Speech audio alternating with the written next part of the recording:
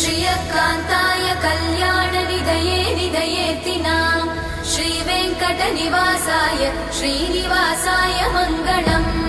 लक्ष्मी सविभ्रमालोकसुभ्रूविभ्रमचक्षुषे चक्षुषे सर्वलोकानां वेङ्कटेशाय मङ्गलम्। श्रीवेङ्कटाद्रिशृङ्गाग्रमङ्गलाभरणाङ्ग्रये मङ्गलानां निवासाय श्रीनिवासाय मङ्गलम्।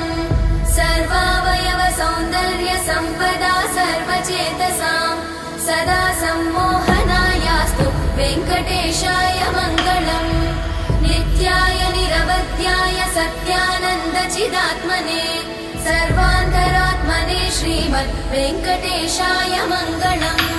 स्वतः सर्वविदे सर्वशक्तये सर्वशेषिने सुलभाय सुशीलाय वेङ्कटेशाय मङ्गलम्।